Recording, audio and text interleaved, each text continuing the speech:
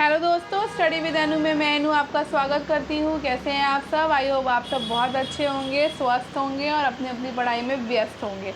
ठीक है, तो आज हम करने वाले हैं अपनी एनसीईआरटी की क्लास। तो ये हिस्ट्री की आपकी एनसीईआरटी सार की क्लास है, जो कि यूथ कंपटीशन की आपकी ये बुक है और ये बहुत सारे एग्जाम्स के लिए यूज़फुल है। बहुत अच्छी बुक है। वन लाइनर में हमें क्वेश्चन मिल जा रहे हैं, वो भी हमें टॉपिक वाइज मिल जा रहे हैं, तो बुक अच्छी है। तो मैं आपको यही कंप्लीट करा रही हूँ और इसमें हमने कल जो है हुमायूं और शेरशाह सूरी ख़त्म कर लिया था और आज हम अकबर पे पहुंच चुके हैं। ठीक है, तो आज हमें अकबर से स्टार्ट करना था क्योंकि कल हमने अकबर पे ही इसको वाइंड अप किया था।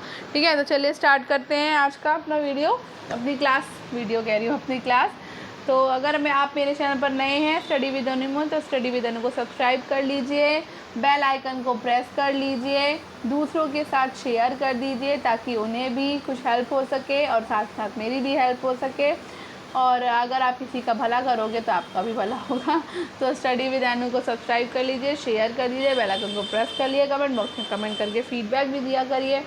चलिए स्टार्ट करते हैं, समय गवाते नहीं हैं। थोड़ी सी जानकारी मैं दे देती हूँ फटाफट से कि आपके डेली आपके 3 क्लासेस मैं आपको देती हूँ। सुबह 8 बजे देती हूँ, दोपहर को 1 बजे देती हूँ और शाम को 6 बजे देती हूँ। ठीक है, तो सुबह 8 बजे आपकी एक दिन आपकी आती है पॉलिटी और एक दिन आपकी आती है हिस्ट्री की, ये एनसीईआरटी सार की। ठीक है, और दोपहर को 1 बजे आपका आता है 7th क्लास की सोशल स्टडी मैं करा रही हूँ, एनसीईआरटी की बुक।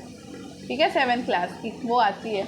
शाम को 6 बजे एक दिन आपका इकोनॉमिक्स एनसीईआरटी सार आता है और एक दिन आपका आता है ज्योग्राफी। ठीक है, तो ये आपका रोज़ डेली आपको 3 वीडियो आपको मिलते ही मिलते हैं। ठीक है, इसी के साथ ही मैं बहुत जल्दी आपको करंट अफेयर्स भी शुरू करने वाली हूँ, लेकिन वो मैं शुरू करूँगी लाइव पे। तो आप लाइव पे मेरे साथ जुड़ सकते हैं और उसकी समय मैं बहुत जल्दी आपको मेंशन करने वाली हूँ। तो आपके 3 क्लासेस तो आपको मिलेंगी और एक आपका ऐसे करंट भी तैयार होता जाएगा साथ साथ मेरे द्वारा, मैं करवाती जाऊंगी आपको। तो वो आपका कंप्लीट होता जाएगा लाइव के थ्रू। ठीक है, तो वो भी आपको वीडियोस उसमें पड़े रहेंगे, तो आप बाद में भी देख सकते हो जैसा आपको ठीक लगे। तो मैं आपको टाइम बता दूंगी कि किस टाइम पर मैं लाइव आपको कराऊँगी।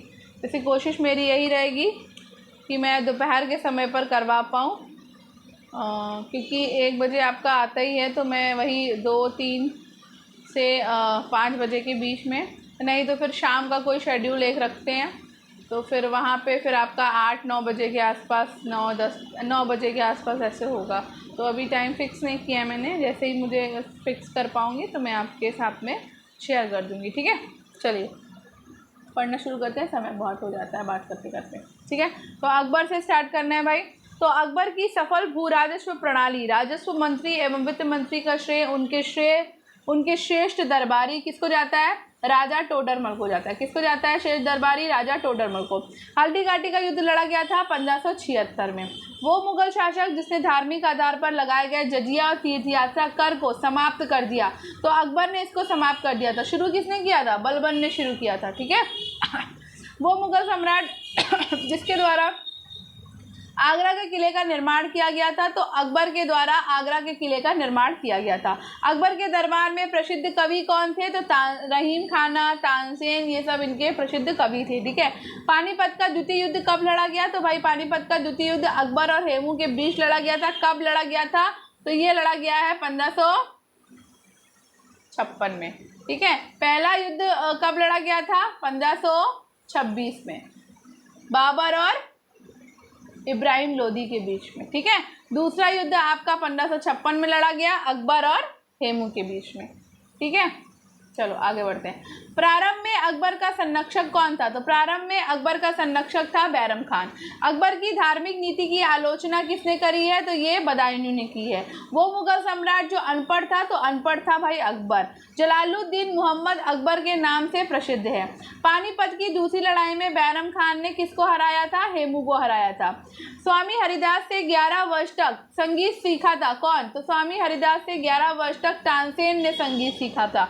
मुगल साम्राज्य के द्वारा नियोजित पहला शहर था, तो फतेहपुर सीकरी शहर मुगल साम्राज्य के द्वारा नियोजित पहला शहर था, फतेहपुर सीकरी। समन्वयी धर्म दीन-ए इलाही, शाब्दिक अर्थ है ईश्वर का धर्म, की स्थापना अकबर के द्वारा की गई थी। ठीक है, आगे बढ़ते हैं।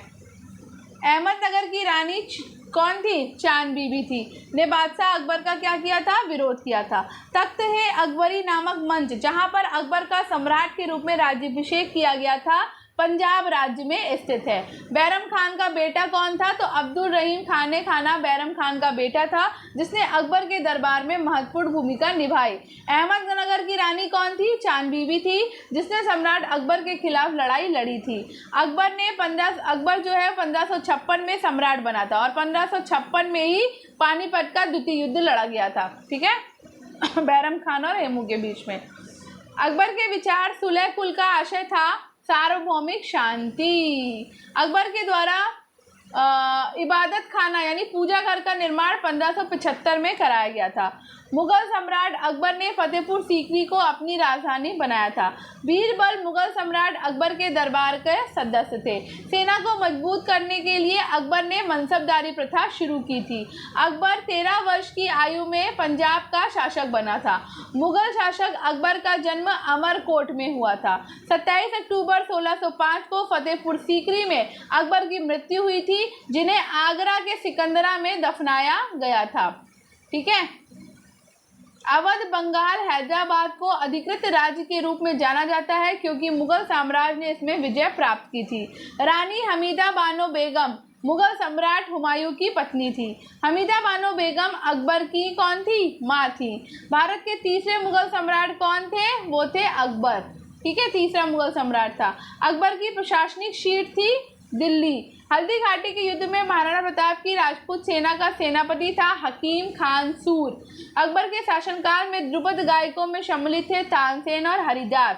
दीने इलाही को धर्म करने वाला इतिहासकार थे अब्दुल कादिर बदायूनी। राम सीता की आकृतियों और राम सिया देवनागरी लेख से युक्त कुछ सिक्के चलाए थे किसने? अकबर ने चलाए थे। अकबर और दीवान का पूर्ण रूप दर्जा दिए जाने वाला प्रथम व्यक्ति था मुजफ्फर का तुर्बाती, वो प्रसिद्ध जैन आचार्य जिनको अकबर ने सम्मानित किया था हरिविजय सूरी। अदम खां के द्वारा मारा गया था बादशाह अकबर। वो बादशाह जिसे एक प्रबुद्ध निरंकुश कहा जा सकता है वो है बादशाह अकबर। इंग्लैंड की रानी एलिजाबेथ प्रथम का समकालीन भारतीय राजा था अकबर। अकबर के राज्यकाल में दक्षिण में वो एक प्रांत जो मुगल राज्य का भाग नहीं था वो था गोलकोंडा। राजपूताना राज्य जिसके शासक ने अकबर की संप्रभुता स्वीकार नहीं की थी वो था मेवाड़। अकबर ने सर्वप्रथम वैवाहिक संबंध राजपूतों के जिस गृह से स्थापित किया था वो था कछवाहों का गृह। अकबर के शासनकाल में दक्कन में भू राजस्व वसूली प्रचलित करता था जब्त। चांद बीवी जो अकबर के विरुद्ध बहादुरी से लड़ी थी वो थी बीजापुर बादशाहत थी। ठीक है, आगे बढ़ते हैं। 1192 में किसका युद्ध हुआ था? तराइन का युद्ध हुआ था। 1707 में औरंगजेब की मृत्यु हुई। 1761 में पानीपत का तीसरा युद्ध हुआ। 1605 में अकबर की मृत्यु हुई। दक्कन का वो राज्य जो अकबर के द्वारा विजित किया गया था वो था अहमदनगर। 1591 में अकबर के प्रसिद्ध सेनाध्यक्ष राजा मान सिंह थे, जिनको चेरो जनजाति को हराया था राजा मान सिंह ने। मुगल सम्राट अकबर के शासनकाल के दौरान भारत में रहता था अब्दुल रहीम खाना। मुगल बादशाह अकबर की मृत्यु हुई थी 1605 में। मुगल बादशाह ने मकसूदाबाद नामक शहर का निर्माण किया जो बाद में मुर्शिदाबाद के नाम से प्रसिद्ध हुआ। तो ये अकबर ने किया था मुर्शिदाबाद का निर्माण। आगे बढ़ते हैं। तीर्थ यात्रा से संबंधित कर जो धार्मिक भेदभाव पर आधारित था अकबर ने समाप्त कर दिया 1563 में। अकबरनामा अबुल फजल के द्वारा 3 खंडों में रचित अकबर के शासनकाल का इतिहास है। संत शेख सलीम चिश्ती के सम्मान में अकबर ने फतेहपुर सीकरी का निर्माण कराया था। हमीदा बानो मरियम मकानी मुगल बादशाह हुमायूं की पत्नी थी। अकबर ने वर्ष 1580 में पिछले 10 वर्षों के राजस्व आंकड़ों का विश्लेषण किया जिसमें मूल्य में उतार चढ़ाव और भूमि उत्पादकता की जानकारी शामिल थी। दीने इलाही नाम से एक नई जीवन शैली धर्म की शुरुआत की थी अकबर ने। अकबर के साम्राज्य में सेनापति कहलाते थे फौजदार। लगभग 50 वर्ष शासन करने के बाद अकबर की मृत्यु 1605 में हुई थी। उसे आगरा से बाहर सिकंदरा में दफनाया गया था। 1576 में मेवाड़ के राजपूत शासक ने हल्दी घाटी का युद्ध लड़ा और फिर अपने घोड़े चेतक पर मैदान छोड़कर भाग गए। वो थे महाराणा प्रताप। हुमायूं के उत्तराधिकारी अकबर का जन्म हुमायूं के निर्वासन काल में हुआ था और वो उत्तराधिकारी जब 13 वर्ष का था तब उसके पिता की मृत्यु हो गई थी। और वो कौन था? अकबर था। ठीक है। अपने शासनकाल के शुरुआती वर्षों के दौरान अकबर का शासन वास्तव में उनके बैरम खान नामक शासक के द्वारा चलाया जाता था। 1564 में मुगल सेनाओं से लड़ते हुए गढ़कटंगा का बचाव करने के दौरान रानी दुर्गावती की मृत्यु हो गई। भारत में मध्ययुगीन काल के विद्वान अबुल फजल दरबारी थे अकबर के। पानीपत की दूसरी लड़ाई लड़ी गई थी 1556 में। जोधाबाई का विवाह हुआ था अकबर के साथ। मुगल सम्राट अकबर का विश्वसनीय सेनापति था मानसिंह प्रथम। तुकारोई की लड़ाई लड़ी गई थी वर्ष 1575 में। ठीक है। अब हम पहुंच गए हैं जागीर और शाहजहां में। तो संगमरमर पर पित्रा दुरा या रंगीन पत्थर की जड़ाई का काम शाहजहां के नाम से बहुत लोकप्रिय हुआ। अंग्रेजों ने सूरत में अपनी पहली फैक्ट्री स्थापित की थी जहांगीर की अनुमति से। कश्मीर शालीमार बाग का निर्माण किया मुगल सम्राट जहांगीर ने। आगे बढ़ते हैं। शाही फरमान के मुद्दे पर वो मुगल सम्राट जिसका संबंध थॉमस रो से था वो था जहांगीर। भारत में जहांगीर का शासनकाल है 1605 से 1627 तक।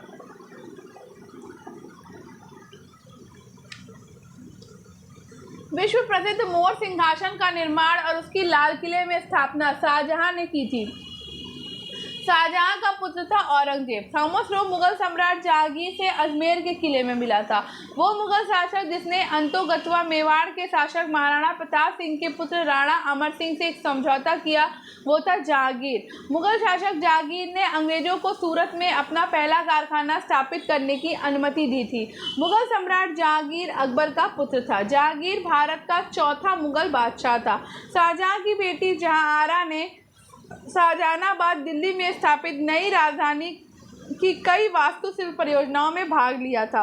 मुगल शासक शाहजहां ने ताजमहल बनवाया है। शाहजहां के शासनकाल में बुंदेल के विद्रोह का नेतृत्व किया था जुझारू सिंह बुंदेला ने। युवराज खुर्रम ने वर्ष शाहजहां की उपाधि प्राप्त की थी 1617 में। जहांगीर ने जिसे नादिर उज जमा की पदवी प्रदान की थी वो था अबुल हसन। वो शासक जिसने एक सिख गुरु का सर कलम कराया था वो था जहांगीर। जहांगीर के विरुद्ध विद्रोह किया था खुर्रम, महाबत खां और खुसरो ने। जहांगीर के दरबार में ब्रिटिश शासक जेम्स प्रथम का राजदूत था विलियम हॉकिंस। ब्रिटिश राजदूत के रूप में सर थॉमस रो भारत आया था शासनकाल में जहांगीर के। जहांगीर ने थॉमस रो को मिलने का अवसर दिया था अजमेर में। वो कला जिसको जहांगीर ने संरक्षण दिया था वो थी चित्रकला।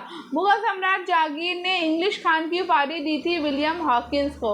मुगल सम्राट जिसने तंबाकू के प्रयोग पर निषेध लगाया था वो था जहांगीर। मुगलों एवं मेवाड़ के राणा के मध्य चित्तौड़ की संधि जहांगीर के शासन में हस्ताक्षरित हुई थी।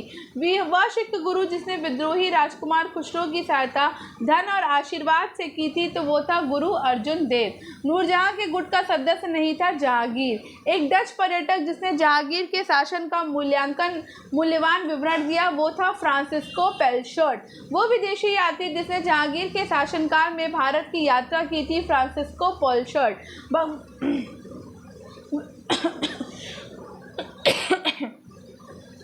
मुगल सेना में चिकित्सक नियुक्त किया गया था वर्नियर। बादशाह शाहजहां की सुप्रसिद्ध हीरा कोहिनूर भेंट किया था मीर जुमला ने। शाहजहां ने शाह बुलंद इकबाल की पदवी दी थी दारा शिकोह को। बनारस एवं इलाहाबाद के तीर्थ यात्रा कर की समाप्ति के लिए मुगल बादशाह के सामने बनारस के पंडितों का नेतृत्व किया था कविंद्राचार्य ने। वो सम्राट जिसने अपनी राजधानी आगरा से दिल्ली स्थानांतरित की शाहजहां ने। अकबर के बाद भारत में मुगल वंश के सिंहासन पर बैठा था जहांगीर। मेवाड़ के सिसोदिया राजपूत शासक अमर सिंह ने जहांगीर के शासनकाल के दौरान मुगलों की सेवा को स्वीकार किया था। William Hawkins English east India company के प्रतिनिधि के रूप में सम्राट जहांगीर से मिले थे। ठीक है, आगे बढ़ते हैं। जहांगीर की मृत्यु हुई थी 1627 में। मुगल शासक जहांगीर के बारे में ऐसा माना जाता है कि उसने अपने ससुर एतमादुद्दौला के प्रभाव में शासन किया था। बेगम नूरजहां का विवाह पूर्व नाम मेहर उन निसा था। सर थॉमस रो इंग्लैंड के किंग जेम्स I के आधिकारिक राजदूत के रूप में मुगल सम्राट जहांगीर के दरबार में आए थे। जहांगीर ने मेहर उन निसा से निकाह किया था, जिसे उन्होंने नूरजहां विश्व ज्योति की उपाधि प्रदान की थी। अकबर के बाद सत्ता संभालने वाले उनके पुत्र सलीम को जहांगीर का खिताब मिला, जिसका अर्थ है विश्व विजेता। राजकुमार सलीम ने मुगल तख्त पर चढ़ाई की थी 1605 में। दारा शिकोह के पिता का नाम था शाहजहां, और शाहजहां को वास्तुकार राजा कहा जाता है क्योंकि उसके शासनकाल के दौरान दुनिया ने मुगल साम्राज्य की कला और संस्कृति का अनूठा विकास देखा था। शाहजहां के ज्येष्ठतम पुत्र का नाम था दारा शिकोह। मुगल सिंहासन संभालने के पहले शाहजहां को खुर्रम कहा जाता था। मयूर सिंहासन एक प्रसिद्ध रत्न जड़ित सिंहासन था जिस पर भारत के मुगल सम्राटों की हुकूमत थी। फ्रांस का रहने वाला फ्रांकोइस बर्नियर सम्राट शाहजहां के ज्येष्ठ पुत्र दारा शिकोह के चिकित्सक के रूप में मुगल दरबार से जुड़ा हुआ था। शाहजहां 5वां मुगल शासक था। ठीक है, अब बात करते हैं औरंगजेब की। तो जजिया फिर से लगाने वाले मुगल शासक का नाम है औरंगजेब। वो मुगल बादशाह जो शराब को छूता तक नहीं था, वो था औरंगजेब। राजा जयसिंह को औरंगजेब ने छत्रपति शिवाजी महाराज के विरुद्ध युद्ध के लिए भेजा था। रबिया उद दुरानी के नाम से जाना जाता था दिलरास बानो बेगम को। भारतीय इतिहास में आलमगीर के नाम से जाना जाता था औरंगजेब को। मुगल सम्राट औरंगजेब ने आलमगीर शीर्षक अपना लिया था। औरंगजेब की मृत्यु के बाद भारत के विभिन्न हिस्सों में मुगल प्रशासकों के तहत कई क्षेत्रीय साम्राज्य सत्ता में आए और ये 1707 में उसकी मृत्यु हुई थी। जिंदा पीर के नाम से जाना जाता था औरंगजेब। दारा शिकोह को दफनाया गया था दिल्ली में। मुगल सेना में सबसे अधिक राजपूत एवं मराठा सेनापतियों को रखा था औरंगजेब ने। शाहजहां के शासनकाल में अधिकांश समय तक दक्कन का गवर्नर रहा है औरंगजेब। अपनी विजयों को लिपिबद्ध करने के लिए हिंदू को औरंगजेब ने ढूंढ निकाला था और वो था ईश्वर दास नागर। मुगल सम्राट औरंगजेब वाद्ययंत्र बजाता था और वो वीणा नामक वाद्ययंत्र बजाता था। वो मुगल सम्राट जिसको 2 बार सिंहासनारोहण हुआ, तो औरंगजेब का 2 बार सिंहासनारोहण हुआ था। औरंगजेब ने दक्षिण में जिन 2 राज्यों को विजित किया था वे थे बीजापुर और गोलकुंडा। ठीक है, आगे बढ़ते हैं। संत रामदास को औरंगजेब से संबंधित किया जाता है। औरंगजेब ने किसको सहीबात उज जमानी की उपाधि प्रदान की? तो जहांआरा को। औरंगजेब के शासनकाल में जाटों ने मकबरे को क्षतिग्रस्त किया था, वो भी अकबर के मकबरे को। दारा शिकोह अंततः उत्तराधिकार के युद्ध सामूगढ़ की लड़ाई में औरंगजेब से हार गया।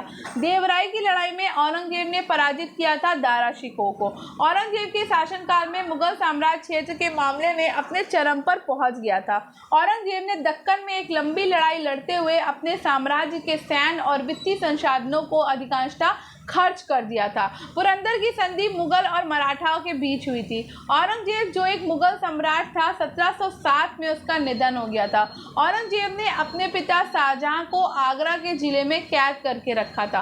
औरंगजेब के शासनकाल की घटनाओं का सही कालानुक्रम। तो बनारस के पास सूजा की पराजय फरवरी 1658 में, धर्मत में विजय अप्रैल 1658 में, सामूगढ़ की लड़ाई मई 1658 में, देवराय की लड़ाई अप्रैल 1659 में। ठीक है, वो अब बात करते हैं उत्तरवर्ती मुगल की। अभी समय है, कर लेते हैं। मैं फटाफट इसीलिए कर रही हूँ। अब मैंने पेन का इस्तेमाल थोड़ा कम कर दिया क्योंकि यहाँ पर अभी कुछ इतना वो नहीं है, तो फटाफट से बस पढ़ते जाइए।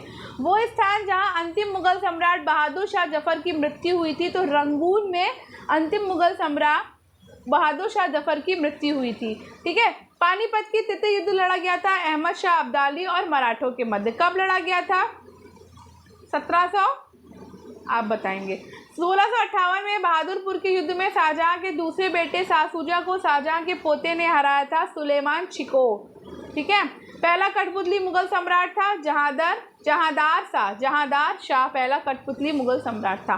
भारत का अंतिम मुगल शासक कौन है? तो बहादुर शाह द्वितीय हैं। भारत में मयूर सिंहासन नादिर शाह लेकर गया था। नादिर शाह ने 1739 में भारत पर हमला किया था और दिल्ली में लूटपाट की थी। अहमद शाह अब्दाली भारत में किस एशियाई देश से आया था? तो वो अफ़गानिस्तान से आया था। प्रथम मुगल बादशाह जो अंग्रेज़ों का पेंशन भोगी बना, तो शाह आलम द्वितीय जो हैं वो पहले मुगल बादशाह हैं जो अंग्रेज़ों के पेंशन भोगी बने थे। ठीक है, यहाँ से बहुत ध्यान से पढ़ना है। ठीक है, अभी तक तो जो पढ़ते चले आए पढ़ते आए, पर यहाँ से बहुत ध्यान से पढ़ना है क्योंकि ज़्यादातर जो क्वेश्चन आते हैं वो उत्तर मुगल काल से आते हैं और आपका मॉडर्न से आते हैं। ठीक है, शकरखेड़ा का युद्ध 1724 में हुआ, बेदरा का युद्ध 1759 में हुआ, पार्टोनोवा का युद्ध 1781 में हुआ, मुदकी का युद्ध आपका 1845 में हुआ था। सम्राट बहादुर शाह के पुत्र युवराज दारा बख्त की मृत्यु 1839 में हुई थी। संगीत की टप्पा शैली मुहम्मद शाह के दरबार में परिष्कृत और विकसित हुई थी। कौन सी शैली? टप्पा शैली। ठीक है, आगे बढ़ते हैं। वह बादशाह जिसके शासनकाल में हिजड़ों तथा महिलाओं के एक वर्ग का प्रभुत्व था, तो अहमद शाह के शासनकाल में हिजड़ों और महिलाओं के वर्ग का प्रभुत्व था और अहमद शाह का शासनकाल है 1748 से 54 तक। अवध का प्रथम नवाब था शादत खां। औरंगजेब की 1707 में मृत्यु होने के बाद सत्ता संभाली थी बहादुर शाह प्रथम ने। वो ईरानी शासक जिसने 1739 में दिल्ली शहर पर हमला किया और भारी मात्रा में धन दौलत लूट लिया था, तो वो था नादिर शाह। मुगल बादशाह शाह आलम द्वितीय ने वर्ष 1765 में बंगाल, बिहार और उड़ीसा की दीवानी ईस्ट इंडिया कंपनी को अनुदान स्वरूप देने का फरमान जारी किया था और ये इलाहाबाद की संधि हुई थी 1765 में, तब किया था। ठीक है, अंतिम मुगल सम्राट बहादुर शाह जफर को वर्ष 1858 में अंग्रेजों के द्वारा रंगून जेल में कैद किया गया था। अवध का अंतिम नवाब कौन था? तो वाजिद अली शाह था। 1739 में करनाल का युद्ध नादिर शाह और मोहम्मद शाह के बीच लड़ा गया था।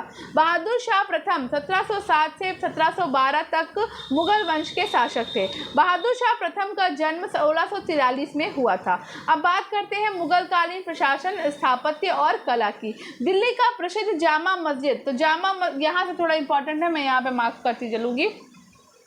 तो जामा मस्जिद किसने बनवाई है? दिल्ली वाली शाहजहां ने बनवाई है। ठीक है, जयपुर के हवा महल की बाहरी दीवारों पर 953 खिड़कियां हैं। रूमी दरवाजा कहाँ स्थित है? लखनऊ में है। अकबर के द्वारा बनवाया गया प्रसिद्ध ऐतिहासिक स्मारक बुलंद दरवाजा आगरा में स्थित है। ताजमहल के सुलेखक कैलीग्राफर ने 1648 में अमानत खान सिराजी और पूरा किया था। ठीक है, ताजमहल के सुलेखक कैलीग्राफर अमानत खान सिराजी ने 1648 में इसकी रचना की और पूरा किया।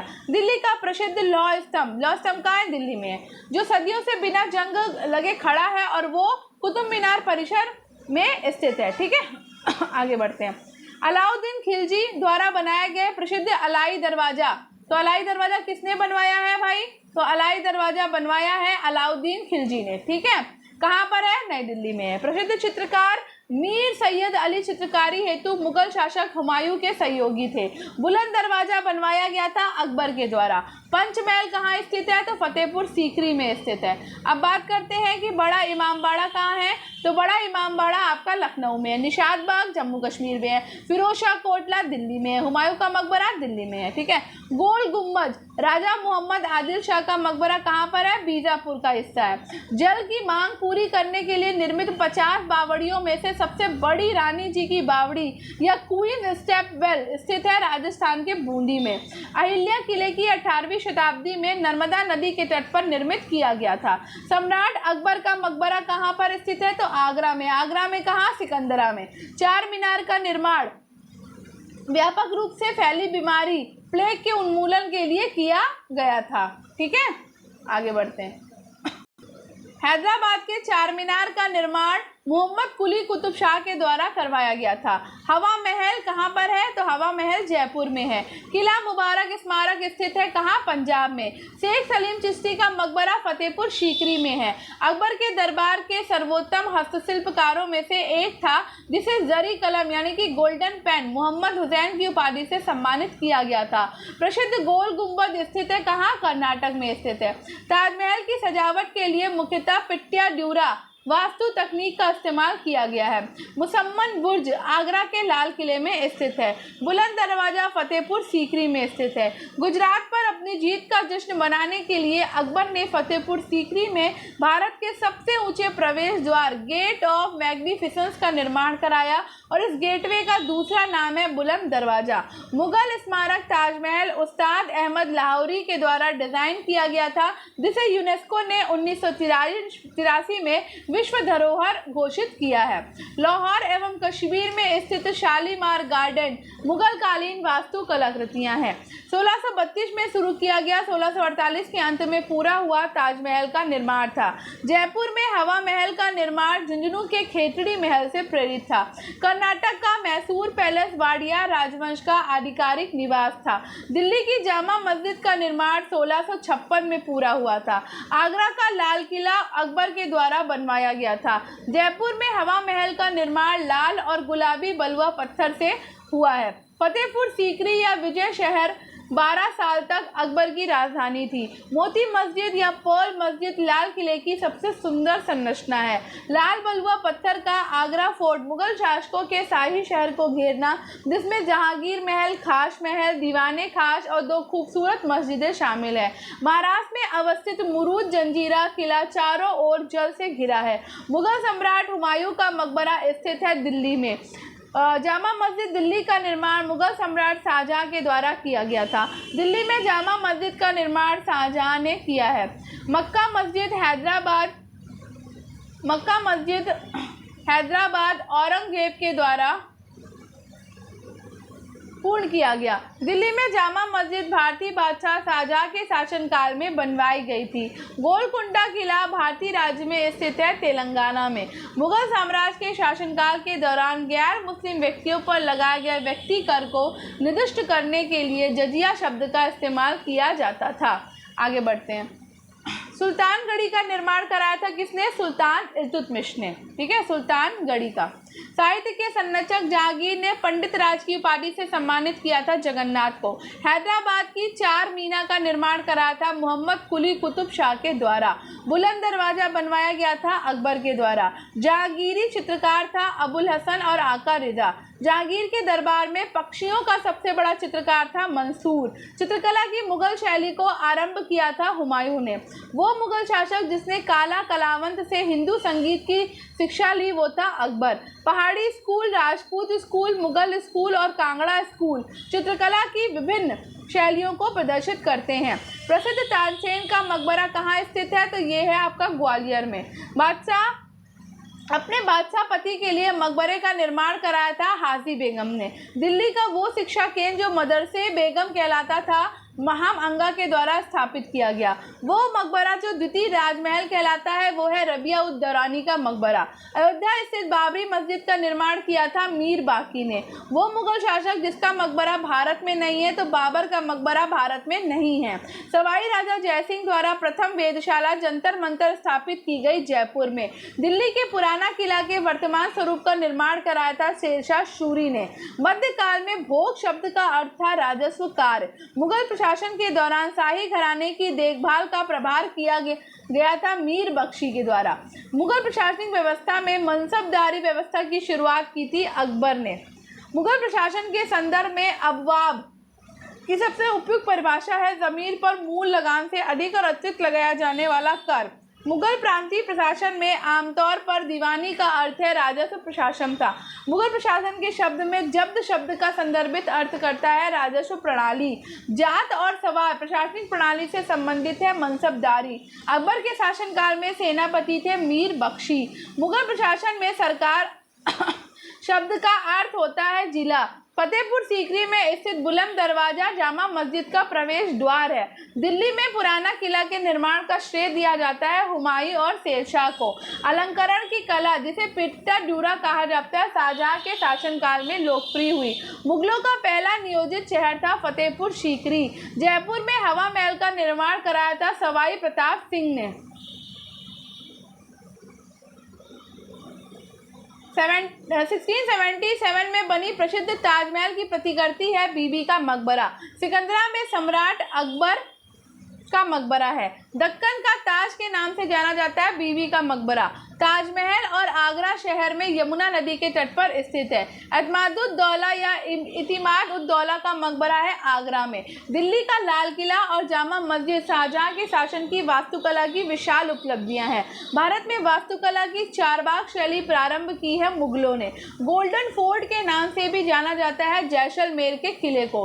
रजवाड़ा महल सांस्कृतिक धरोहर परियोजना इंदौर में स्थित है। महाराजा सवाई जयसिंह द्वितीय द्वारा नाहरगढ़ किले का निर्माण 1734 में करवाया गया था। असम में पोवा मक्का पीर गयासुद्दीन औलिया का मकबरा है। जोधपुर के किले का निर्माण किया था राव जोधा जी ने। भारत में सबसे लंबी सतत दीवार जो विश्व में दूसरी सबसे लंबी दीवार है कुंभलगढ़ किले में है। मुगल बादशाह शाहजहां ने अपनी पत्नी मुदमान महल की याद में ताजमहल बनवाया था। नवाब शुजाउद्दौला ने एक बगीचे के बीच में स्थापित सफदरजंग के मकबरे का दिल्ली में निर्माण करवाया था। ठीक है, बादशाह अकबर ने बुलंद दरवाजा बनवाया था 1601 में। मुगल सम्राट हुमायूं के पुस्तकालय को देखने के लिए जाएंगे हम कहाँ? नई दिल्ली। भारतीय उपमहाद्वीप में पहला उद्यान मकबरा था हुमायूं का मकबरा। हुमायूं का मकबरा हमीदा बानो बेगम के द्वारा बनवाया गया था। ठीक है, हमीदा बानो बेगम ने बनवाया है। यमुना नदी के दाहिने किनारे पर बनाया गया विश्व विरासत स्थल है ताजमहल। बीबी का मकबरा औरंगाबाद में स्थित एक क्या है? कब्र है और इसका औरंगजेब के बेटे आजम शाह ने 1678 में निर्माण करवाया था। ठीक है, मुगल वंश के कब्रिस्तान के रूप में लोकप्रिय प्राप्त हुई हुमायूं के मकबरे को। सलीम चिश्ती की दरगाह कहाँ स्थित है? तो फतेहपुर सीकरी में है। कालिंजर का किला जो मध्यकाल के दौरान रणनीति रूप से महत्वपूर्ण किया गया था उत्तर प्रदेश में स्थित है। साहे हमदान मस्जिद झेलम नदी के किनारे स्थित है। सराय नूर महल भारत का एक केंद्रीय संरक्षित स्मारक है और ये भारत के पंजाब राज्य में स्थित है। जरदोजी कढ़ाई अकबर के तहत लोकप्रिय हुई थी। लोकप्रिय राग मियाँ की मल्हार की रचना का श्रेय तानसेन को दिया जाता है। अकबर के दरबार के नवरत्न में शामिल महेश दास बीरबल के नाम से लोकप्रिय थे। तानसेन का जन्म स्थान क्या है? तो भाई ग्वालियर में जन्म लिया था तानसेन ने। भारत में मुगल काल के दौरान राग दरबारी के निर्माता और अकबर के दरबार के दरबारी कवि थे मियाँ तानसेन। मुगल सम्राटों के शासनकाल में कत्थक मूल रूप से दरबारों में दो घरानों में विकसित हुआ, जयपुर और लखनऊ घराने में। अकबर ने अपने दरबारी संगीतक के रूप में नियुक्त किया था मियाँ तानसेन को। शेख चेहली का मकबरा कहाँ स्थित है? तो शेख चेहली का मकबरा कुरुक्षेत्र में स्थित है। ठीक है, आगे जैसे ही बढ़े तो यहाँ पे मुगल कालीन साहित्य और साहित्यकार आ गए। तो हमारा समय भी कंप्लीट हो चुका है, 30 मिनट हो चुके हैं। तो 30 मिनट का वीडियो मैं आपको देती हूँ और टॉपिक भी ख़त्म हो गया है हमारा। तो अब हम इस टॉपिक को करेंगे कल की क्लास में अपने। तो अगर आपको ये आज का वीडियो पसंद आया हो तो वीडियो को लाइक कर दीजिएगा। आज की क्लास पसंद आई है तो वीडियो को लाइक करिएगा, शेयर करिएगा और चैनल को सब्सक्राइब करिएगा और स्टडी विद एनू के साथ कनेक्टेड रहिएगा। स्टडी विद एनू को सब्सक्राइब कर लीजिए, बेल आइकन को प्रेस कर लीजिए ताकि नोटिफिकेशंस मिलते रहे। स्टडी विद एनू के सारे वीडियोस को लाइक कर दीजिए, साथ ही साथ शेयर ज़रूर करिए। शेयर करना बिल्कुल मत भूलिए ताकि अगर आपका कुछ भला हो रहा है तो दूसरों का भी हो जाए। ठीक है, अगर हो रहा है तो भैया ज़रूर शेयर कर दीजिए, नहीं हो रहा है तो मत करिएगा। ठीक है, तो शेयर कर दीजिए ताकि मेरा भी कुछ भला हो जाए और दूसरों का भी भला हो जाए और आपको भी दुआएं मिल जाए कि आपने ही मेरा चैनल दूसरों को दिया और मेरी तरफ से भी दुआ मिल जाएगी।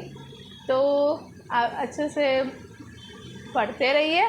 और अब हम ये वाला आज का क्लास ख़त्म करने वाले हैं और मुगल कालीन साहित्यकार हम कल पढ़ेंगे। तो तब तक कनेक्टेड रहिए, बने रहिए, शेयर कर दीजिए, लाइक कर दीजिए। ठीक है, चलिए मिलते हैं नेक्स्ट क्लास में। राधे कृष्णा।